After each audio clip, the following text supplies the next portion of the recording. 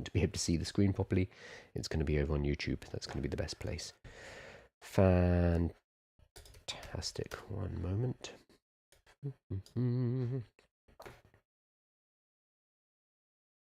Okay. Good morning, everybody. It is Wednesday, the 26th of November. I say morning, it is almost afternoon. I'm just nipping it in at 11:55 a.m., just before we turn over to afternoon. I'm late because I was out last night at the Radiohead concert with Google. So thank you to Google for the invite. One of my favorite bands, probably my favorite band actually. So as soon as they extended that invitation, that was a very easy yes. Thank you so much, Google. We're going to be talking about Google again because it's hard to avoid Google in today's day and age, especially after their week last week with the launch of Gemini 3. We're going to be talking about the Genesis project in a moment, but Gemini 3 from Google, Nano Banana Pro, anti-gravity, updates to Notebook LM. They've just been knocking it out of the park for the last week. And today we have a little bit more news about them, which is exciting because it means more competition. And if you've watched any of my stuff, you know that I do like competition. And I like to see competition in the market because it drives everyone forward and makes everything better. We're going to be talking specifically about the fact that Google seem to be supplying their TPUs, their tensor processing units, to other companies. Now, this is a change from what we've had for the last couple of years, where all of our models have been built on GPUs, graphical processing units, specifically made by Nvidia. Nvidia has become the largest company on earth. They hit 5 trillion market capitalization. I think they're a little bit below that at the moment, but they hit 5 trillion, the first company to ever do so. Based on the fact that they build the chipsets, they build the GPUs that are used to train large language models. Now, there's going to be quite a few acronyms being thrown around. I'm going to talk a little bit about what the difference between TPUs and GPUs is, because this is going to become more and more important over next year. But let's look at the context of this. So we have just heard that Meta, Facebook basically, is in talks to use Google's chips in challenge to Nvidia. Everybody has been using Nvidia's GPUs for the last couple of years to train their models, to train their artificial intelligences. They were basically the only game in town, and that's why they're worth a huge amount of money. That is increasingly not the case.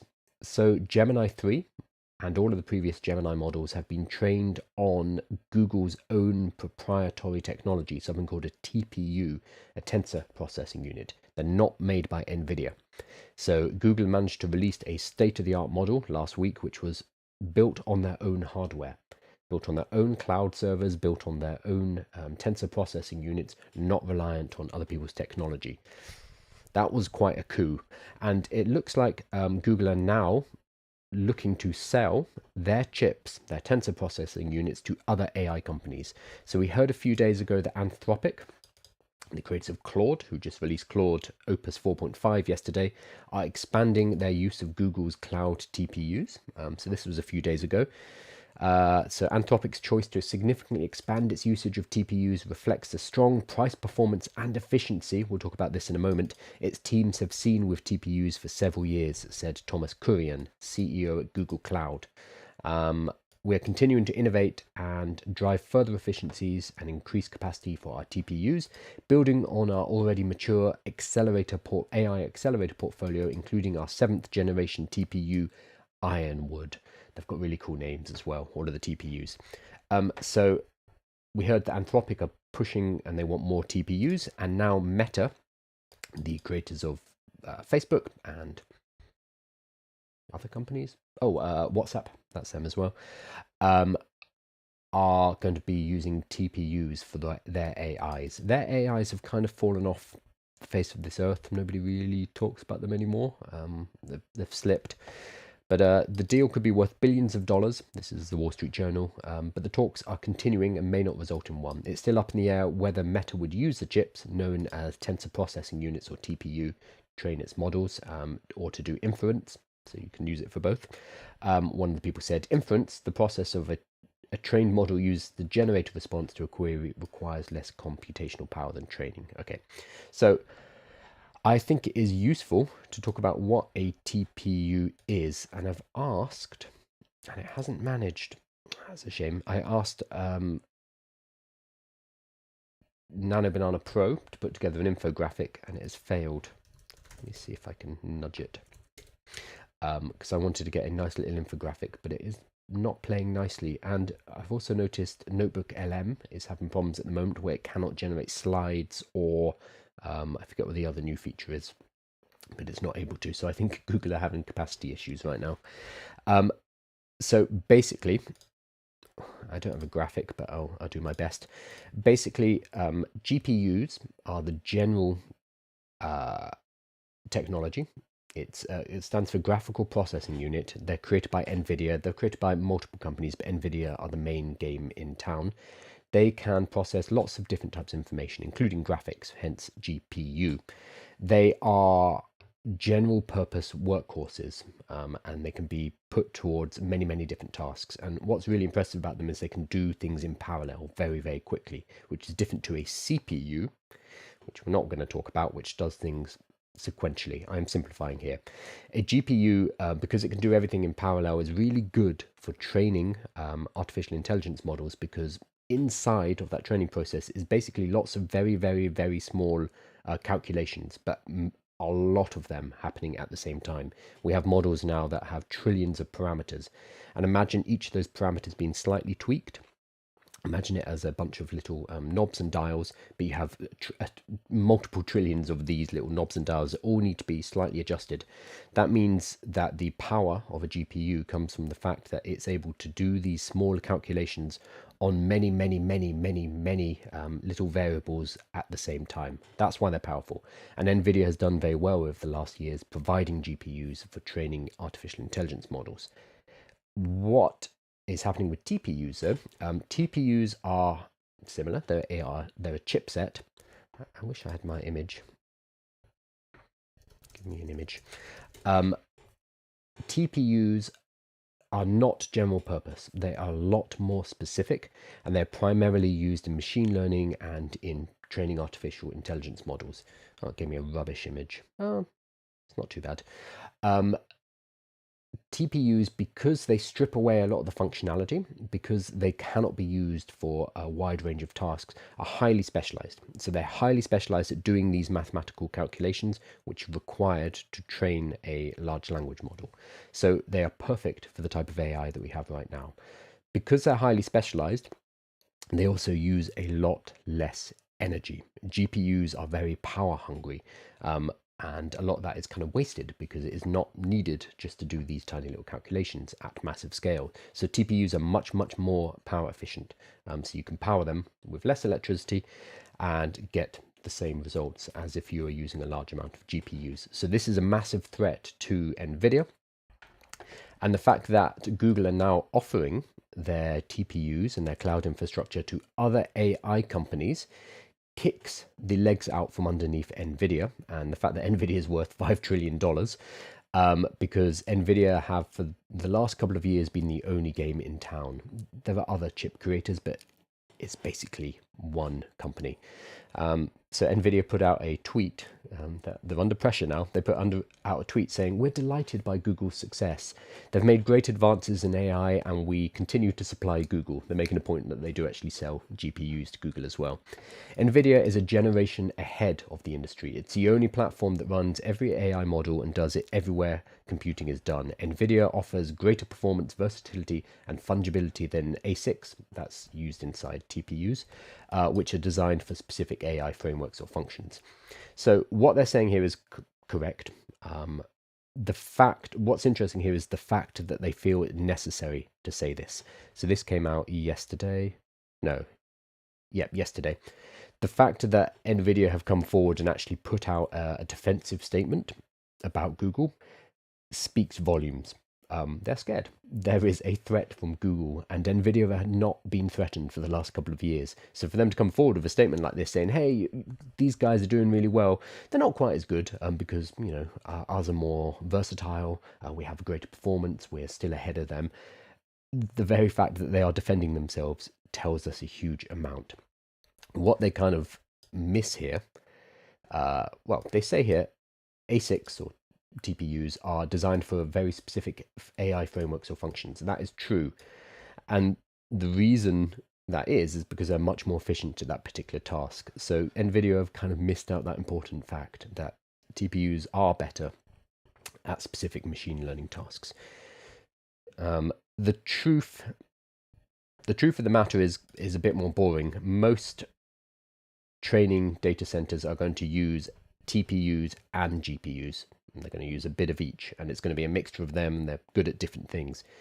However, this is going to be seen as a battle of the titans. There won't be much grey area here, and I've already seen it in most of the popular media. People saying, "Oh, TPUs versus GPUs, who's going to win?" It's like, well, no, that's not quite what's happening here. But that's the narrative that you're going to see pushed. That said, this is a threat to Nvidia. This is a threat to their basic monopoly that they've had for the last couple of years. So I'm excited to see that we have some kind of competition. Here again, this is from yesterday. Nvidia saying its GPUs are a generation ahead, and they're much, much better, and they can be used for lots of different things. Again, this is them in defensive mode, because shares of Nvidia fell 3% after a report that Meta, one of Nvidia's key customers, could strike a deal with Google. So Nvidia have actually come forward and said, no, don't worry, because they need to keep the markets calm at this point. So yeah, keep an eye on this. We're looking for signs of something that could pop the bubble. This potentially could be it, because a huge amount of investment, a huge amount of money has been shoved into Nvidia. All of the money that goes into, or most of the money that goes into the AI companies like OpenAI flows straight through to Nvidia. And this is why Nvidia are making huge amounts of cash. This is a threat to that narrative. It's a threat to that market dynamic. So we could see some kind of market instability off the back of this. I don't know if this is necessarily the needle that's going to pop the bubble, if you believe there's a bubble, but this is definitely going to challenge some of the narratives in the industry right now. I'm going to hop over to some questions. Good morning, everybody. Wait till I start making chips. Yeah, I mean, there's not that many chip manufacturers, honestly. It's a very capital intensive industry to get into, funnily enough. And even chip makers like, what are they called? Intel, who make primarily CPUs, and AMD have kind of been struggling recently. And Nvidia has just been absolutely dominating, which is an unhealthy market dynamic to have one company who basically has a monopoly, not because they've crushed their competitors, but just because they've done so well over the last couple of years and become the only game in town. So Nvidia has a technology called CUDA, C-U-D-A, that you'll probably see, and another one called NVLink. And together, CUDA and NVLink basically allow you to buy many GPUs and connect them all so they act, I'm simplifying here, it acts as one giant GPU. And that's why we see these data centers with racks and racks and racks of these chips. And they're all connected via CUDA and NVLink so that they act as one and can be used for massive parallel processing of, these trillions of parameters within models. This is a moat that Nvidia does have via CUDA. This is a technology that is currently holding the Chinese chipsets back. So we're waiting for DeepSeek, the new version of DeepSeek. The last one was at the beginning of this year. So it's been a long time. Late last year. We were expecting the next DeepSeek, I think in May this year, but it has been, this is speculation, pushed back because the Huawei chips that they're using were not able to train as successfully as the Nvidia chips. And the reason for that, again, this is speculative, but intelligent speculation from people who know about this kind of stuff, is that the Huawei chips don't have a good way to link up and talk to each other in the same way that the GPUs from Nvidia do. They don't have the NVLink. So the Chinese manufacturers, Huawei, have been trying to work out how to do that so that you can build gigantic data centers. As long as Nvidia has the patent and they have the software, and that gives them a certain amount of moat as well.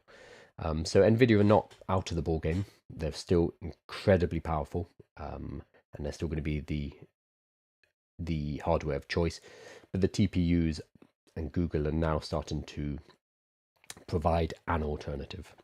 But it isn't just one or the other. It's going to be both. How are they compared to Blackwell? Because the jump from H100 to B100 is massive. Do you mean the TPU specifically? I'm not sure with those models in particular. I'm really curious about what motivates you to do all of this. It's my business, basically. So I do the live streams because, well, I do the live streams because I'm going to be reading this news anyway. So I decided, well, if I'm going to read this news, why don't I just do it live? So you're basically seeing my live reaction to the content as I read through it, as I see what's going on in the world of artificial intelligence. I figured, well, I'll just do a live stream. What we do with the live stream afterwards, and thank you for letting me talk about this, is we edit it and it goes onto YouTube, and the YouTube videos are then clipped down into shorter clips which go onto TikTok, Instagram, etc.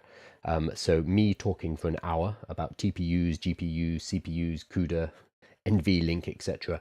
That will then become multiple videos which go all over the place. It also becomes, and for those of you who are not subscribed, definitely do, it also becomes a newsletter. So the live stream that I do for an hour, I will talk to camera for an hour. We pull the transcript from that and we use artificial intelligence plus a human edit to turn it into a written newsletter. So me talking for 1 hour like this, one, I get to update myself on what's going on. Two, I get to talk to you guys because you are here live, and that lets me see what your questions are. Lets me kind of answer them if I know the answer. I often don't. And three, it gives me lots of video content for YouTube and TikTok and Instagram. And then four, it turns into a newsletter. So it's a very effective use of time. I'll put it that way.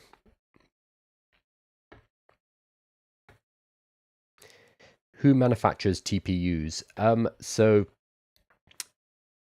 it is right now, it used to be Samsung. They have now moved manufacturer to Broadcom and, oh gosh, I'll look this up for you because they're designed by Google. Yes, I know that. Broadcom and TSMC. Is it TSMC? I thought it was, I'm totally blanking on the other name. Okay, it looks like Broadcom are the main manufacturers. I thought AMS. Okay, no, apparently not. Okay, so it's TSMC in Taiwan and Broadcom are doing the manufacturing, it looks like. But I don't know for certain. That is based off a Google AI overview, so we'll have to trust that. But I could look into that in a lot more detail.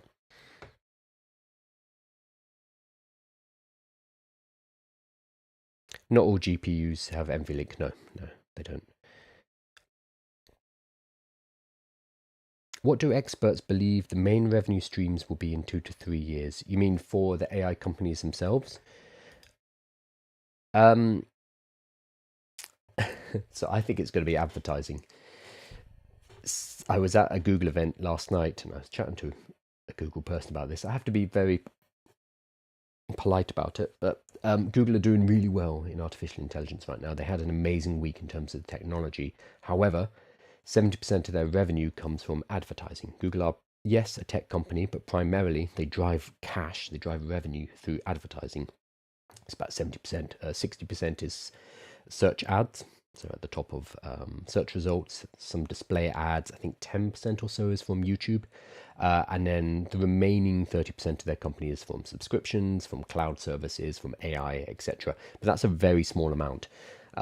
Also, their search advertising, their advertising revenue is a very high margin. It's like 30-40%, which is very good. So Google's in a really good position to dominate artificial intelligence moving forward. But the question is that a game you want to win? Because their revenues last year were 350 billion. 350 million would be tiny. 350 billion, of which 60-70% is advertising revenue. With artificial intelligence, you are basically cannibalizing that business. So people will not be going onto Google anymore because you're going to be serving them up information directly using generative AI. So the question there is, okay, we're going to push AI. that kind of destroys our main business, which is search.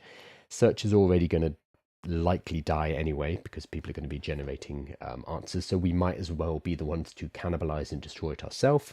And so at least we are making the revenues off the back of it. The question therefore is, well, how are they going to make money? Is it just charging us $20 a month subscriptions? No, probably not. Nobody's proven that they can make that amount of cash, $350 billion a year, using subscriptions. It's AI subscriptions. It's unlikely. Is it going to be API costs? No. Again, subscription and API makes like 10% of Google's revenue. It's going to be really hard to make that amount of cash at that amount of margin using just pure AI products. So very likely we'll see Google introduce advertising into their AI results. And ChatGPT are going to be eyeing that up as well, because once you have people's attention, once you have people in your application, advertising is a very good way to make money. Already we saw things like OpenAI shopping, and yesterday, 2 days ago, they introduced shopping research, which allows you to put into a special research mode, which can help you find Black Friday deals, can help you find the cheapest, I don't know, lawnmower, whatever it is you need to buy. And people are asking like, well, I thought you were working on AGI. why are you making shopping assistants? Because this is how they're going to make money. They're going to give us shopping assistants. They're going to give us ability to shop using AI, and then that gives them a platform to insert adverts directly in. So you'll be looking for a new lawnmower that you need to buy, or a new gift or whatever. It's going to give you 5 different options. 1 or 2 of them will be sponsored. So this, I believe, in 2026 in particular, is going to be how AI companies will start to monetize, because there's a lot of money on the table and it's a proven business model. Whereas making money purely from AI subscriptions or purely from the API providing as a service is, as of yet, an unproven business model at that scale. So very likely advertising.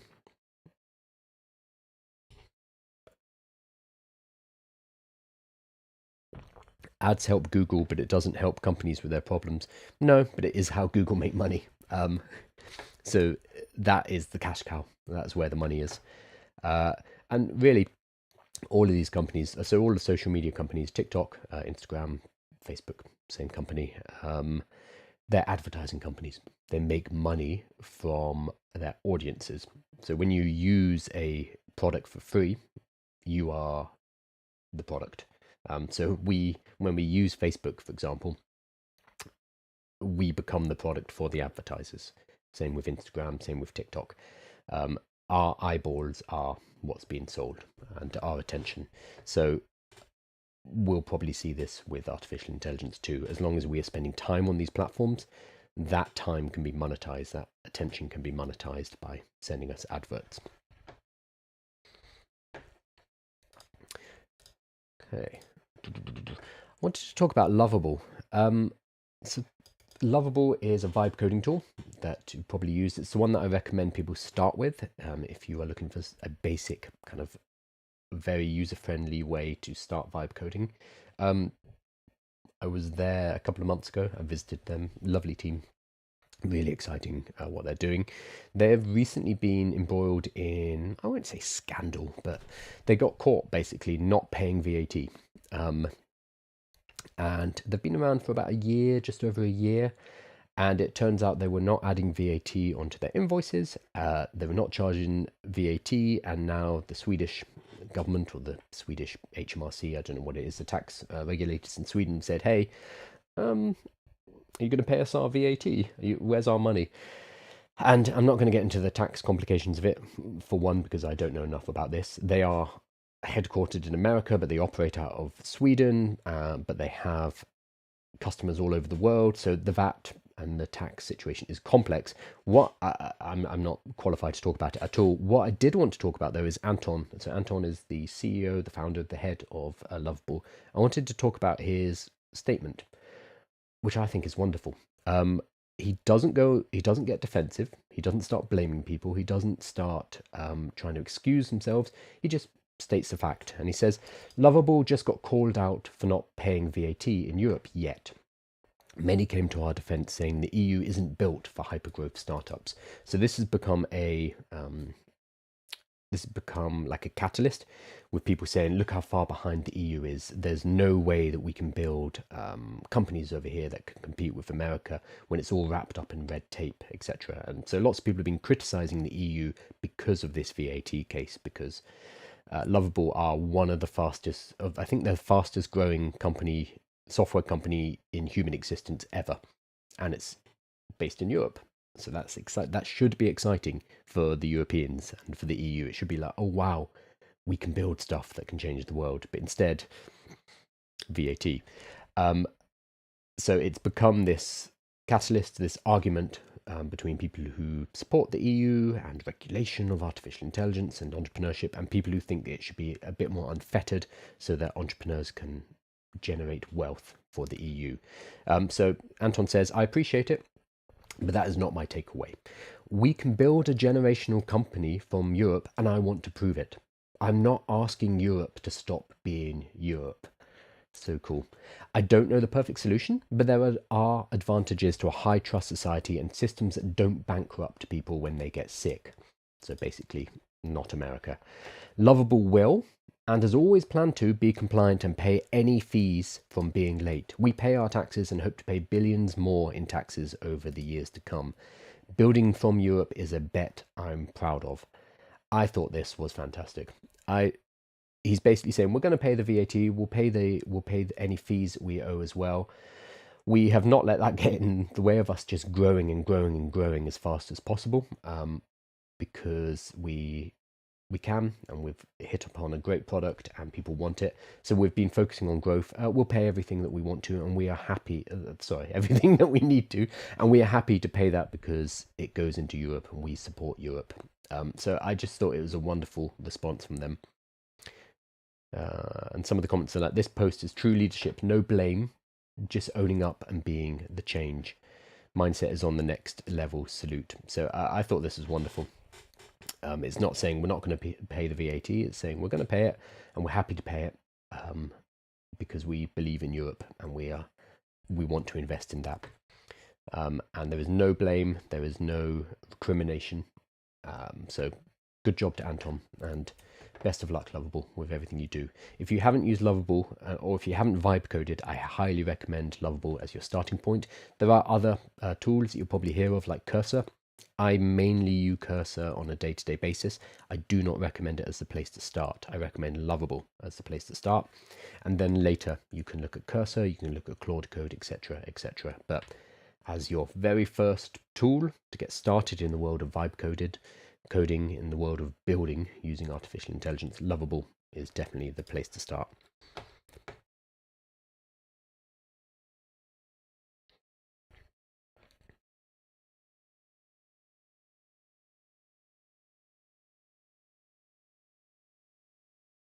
What does it mean for our use of Lovable?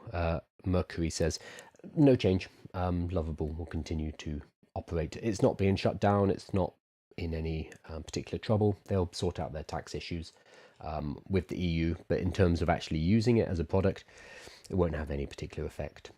So I highly recommend using it. Ryan says, evening Kyle, what are your thoughts on new Gemini drop and Nano Banana? Fantastic. I think Gemini 3 is a really good model. I think Nano Banana Pro in particular is fantastic. We've basically hit, this is a big statement, but we've basically hit artificial general intelligence, AGI, when it comes to visual reasoning. So Andrej Karpathy, who you should go and follow, he's one of the co-founders of OpenAI, super smart guy and a very good educator, and he does great YouTube videos. He posted up this a few days ago, which was somebody had taken photos of an exam paper, and Nano Banana Pro had filled in the exam paper with more or less correct answers, and had done both for chemistry and for physics. What's really impressive here, and I don't think this is clear unless you kind of really think about it, is Nano Banana is not just generating images.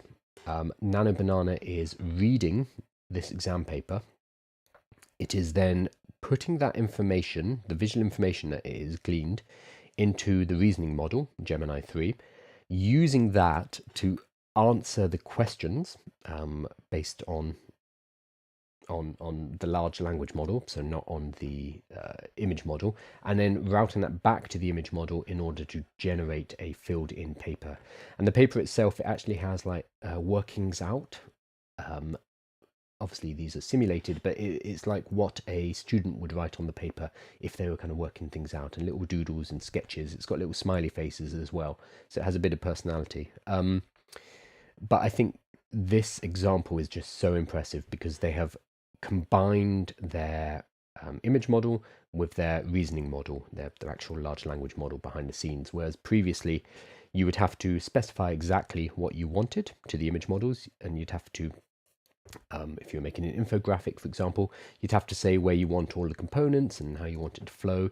Nano Banana Pro does all of that for you behind the scenes, which is really, really impressive. They have also, let me pull it up, they've updated Notebook LM, which is criminally underused. If I can get to it. Why can't I get into it? Download oh, I'm trying to get into the app, that's why. Here we go. Still bad at, at UX. So yesterday I generated this. Let's see if I can put it up. Here we go.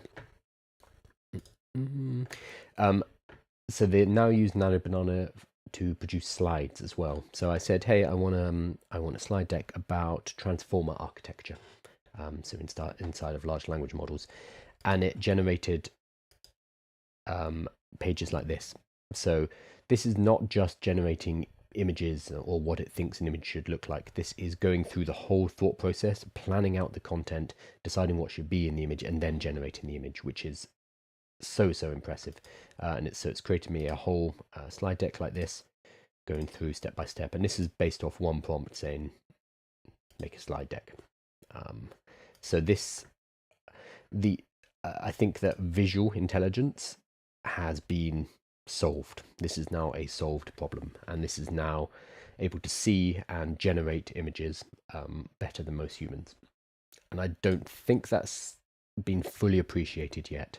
I was at a Google event yesterday, and I was talking to some people from Google, and even they are very surprised about how good Nano Banana Pro is, and everyone was shocked, basically. So I think Nano Banana Pro in particular is, from last week, absolutely game-changing. Gemini 3 is good. I personally still prefer the Claude models, but I've always liked the Claude models the best. But Nano Banana Pro is phenomenal, absolutely phenomenal. Timothy says, I love Notebook LM, and Mercury says the podcasts are everything. Yeah, the podcasts are cool.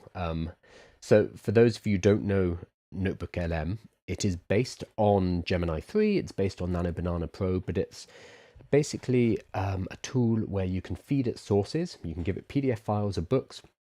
You can give it websites, you can give it YouTube videos, because it's Google, it can read YouTube videos.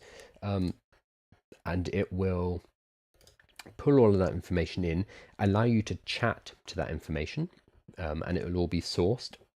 But it also has something called Studio, which allows you to produce audio podcasts, a video, explain a video, mind maps, a report, like an executive briefing, flashcards, a quiz, infographics, and slide decks.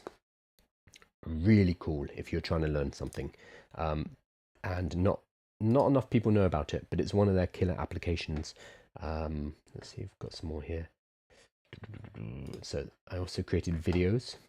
This might be a bit small, but we're all seeing it, right? The AI revolution is in full swing. It's writing our emails, it's creating stunning images. These models are literally changing the world. So this is a video that's been created about transformer models. Again, all of this is excuse me, all of this is available in Notebook LM, which is fantastic. How is Nano Banana at branding? I have internal agent that I need to brand, aligned corporate brand. I don't know. That's a fantastic question. It's good at visual content in general, I would say test it with branding. It will be able to actually think its way through the brand identity, which is really cool.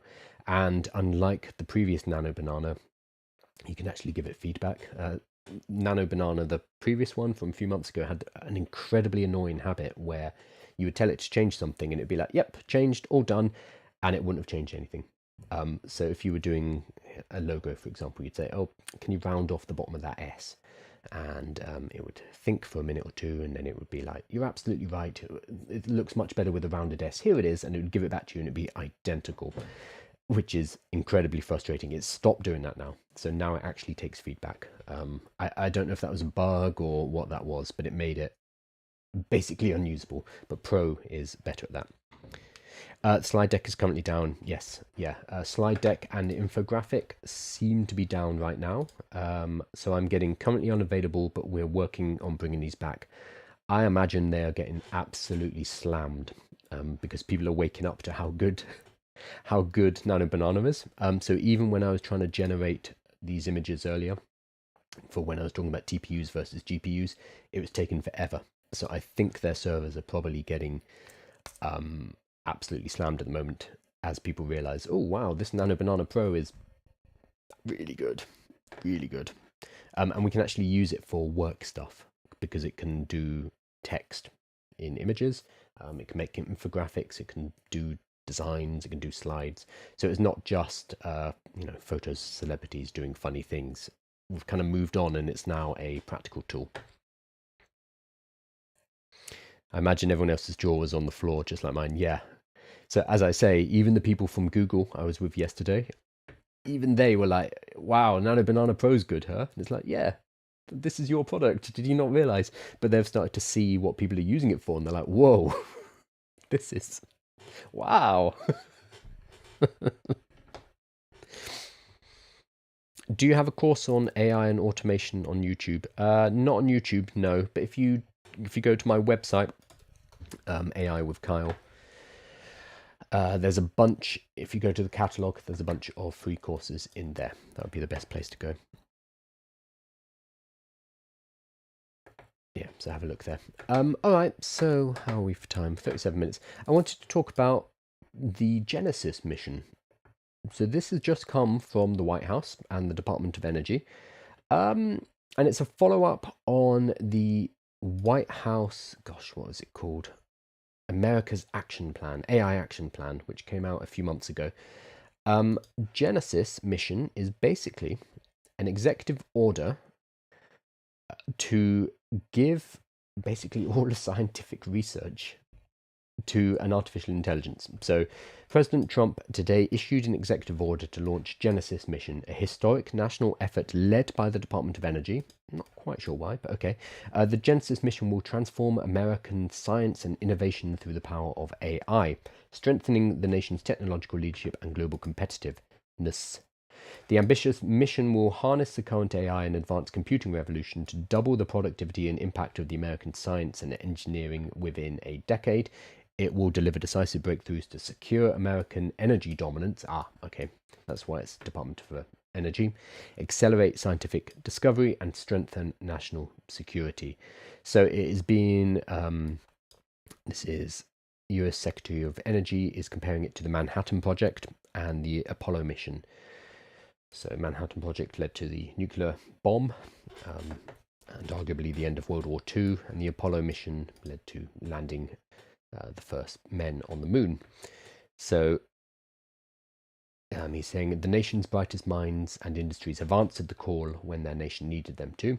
Today, the United States is calling on them once again. Under President Trump's leadership, the Genesis mission will unleash the full power of our national laboratories, supercomputers, and data resources to ensure that America is the global leader in artificial intelligence and to usher in a new golden era of American discovery.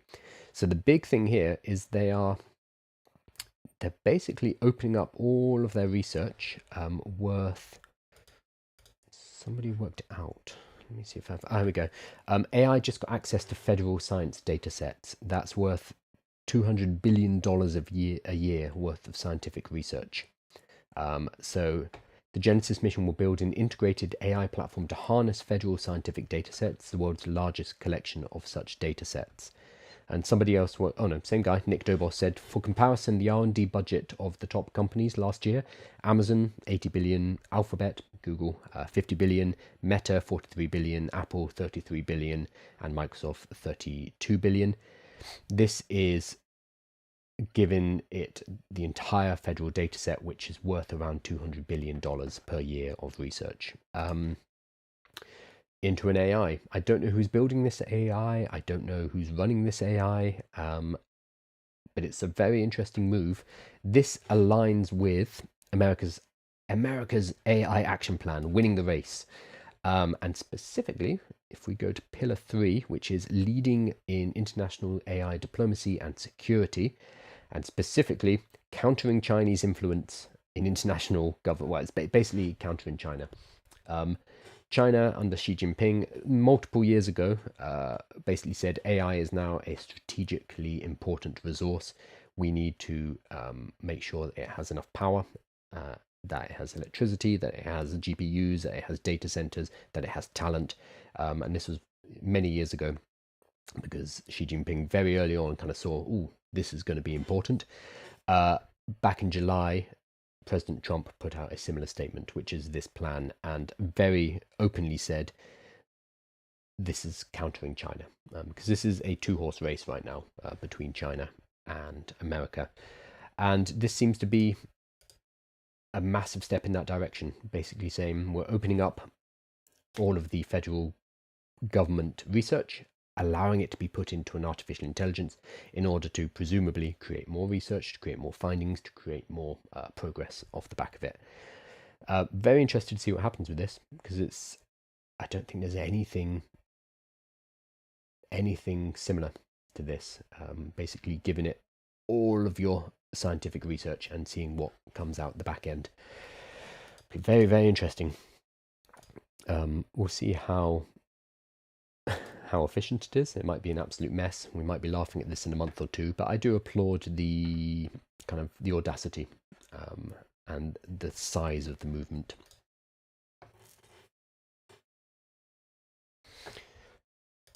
Okay. I created a great infographic for my Facebook post. It's massive. Your material has been helpful. Oh, awesome. Thanks, John. Did you make it in Nano Banana Pro? Because it is very good at infographics. What I tend to find, though, it puts more. Let me see if I can find Matt. Oh gosh, Mr. Reflow. What is he? Did a good post on this. Matt Wolf.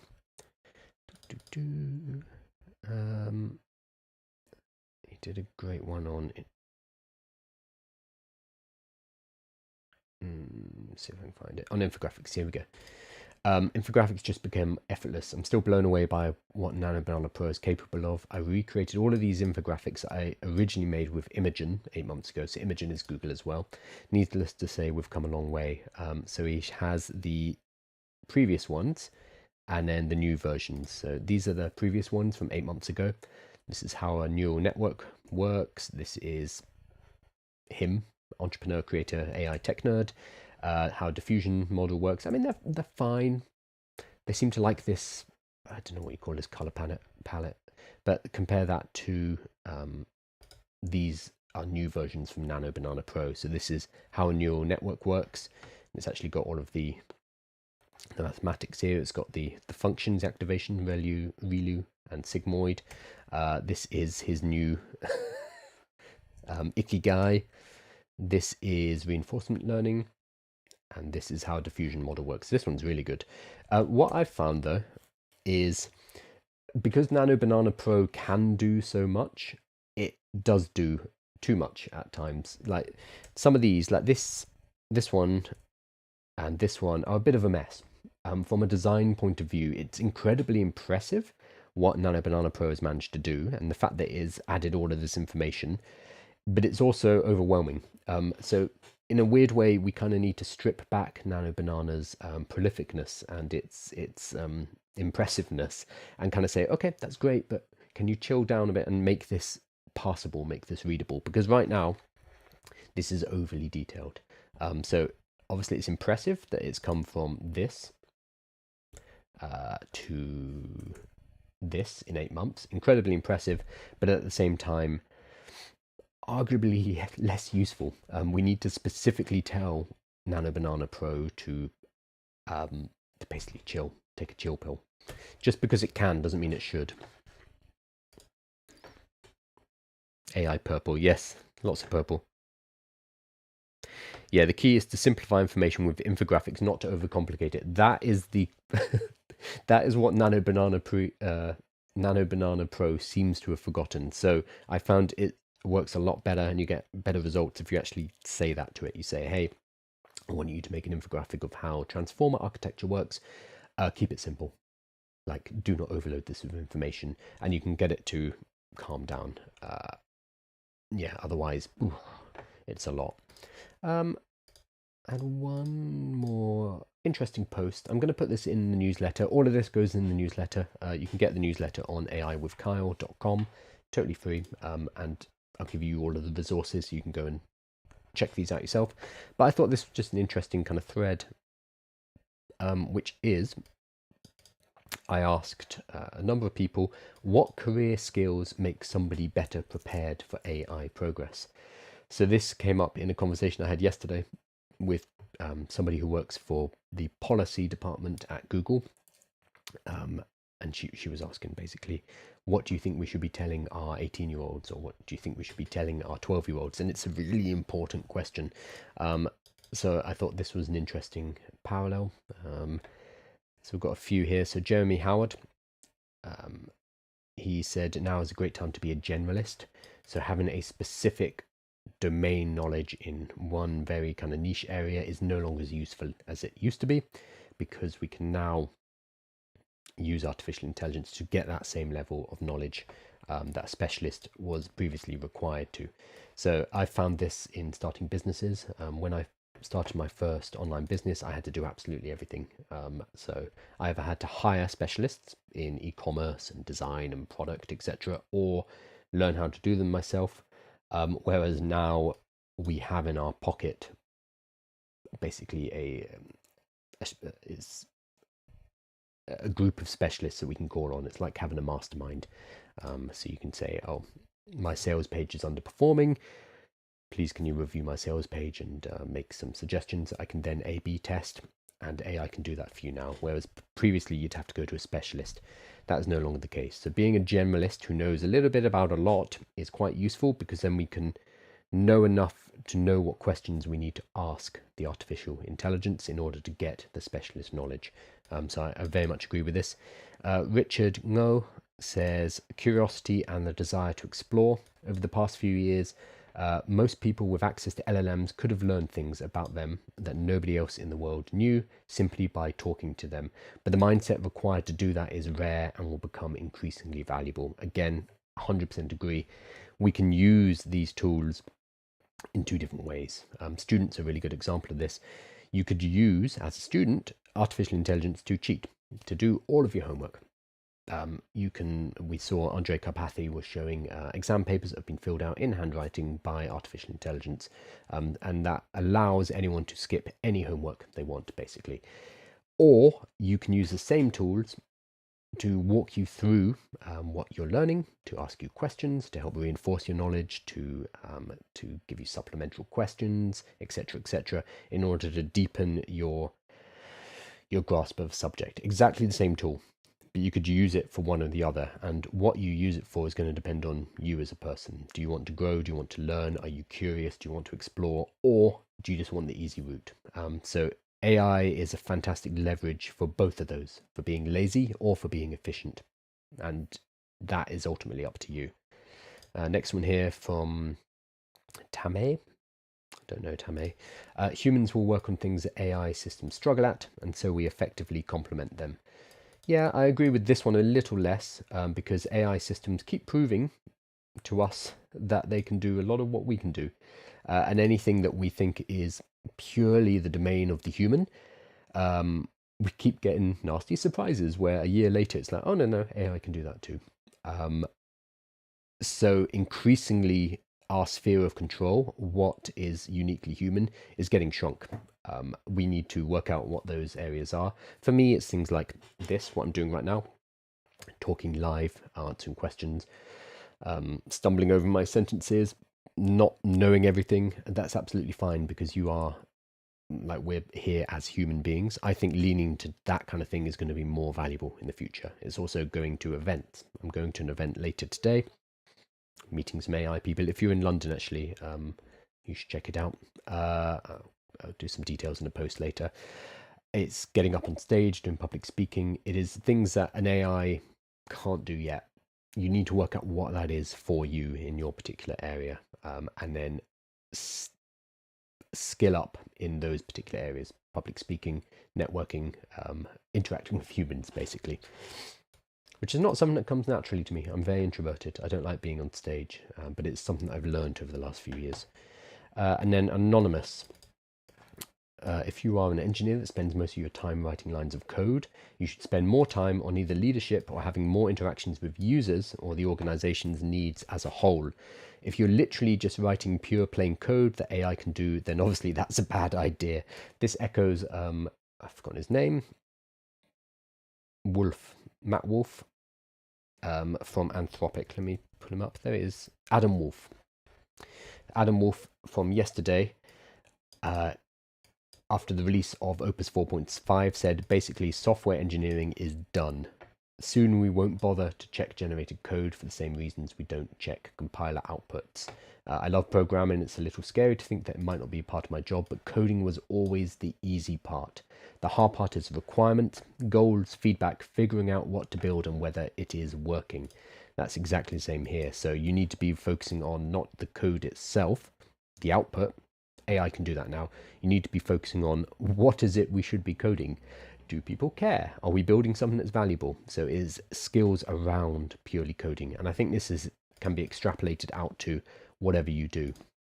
If AI can automate one part of your business or one part of your job, what can you do around that that's going to be more important? And it tends to be the harder stuff, like talking to customers, finding out if what you are building, if what you are creating is worthwhile, because a lot of the grunt work has now been removed. We can't just throw ourselves into that and stick our heads in the sand and be happy that we're just doing some work. We now need to think about the value of that work, because the work itself is becoming valueless. It's everything around it which is going to be important. Dealing with other people, anything involving human interaction, social skills, big organizations, bureaucracy, interpersonal relationships, all that stuff becomes more valuable and more important. He finishes up. So again, stuff that is human. Talking to other people, I know, gross. Ugh.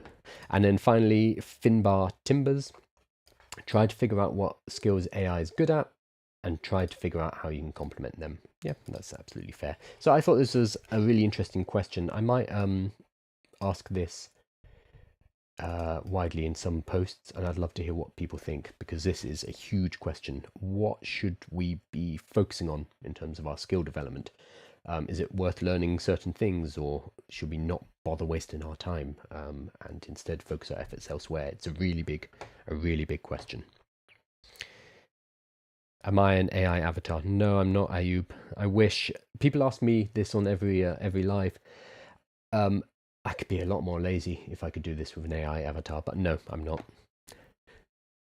I feel you're way more zoomed in than usual. Oh, what are you on? You're on TikTok. Oh, I'm on a different camera on TikTok. That's why. I'm using a DSLR. Right. Cool. So that is about an hour, so I'm going to finish up.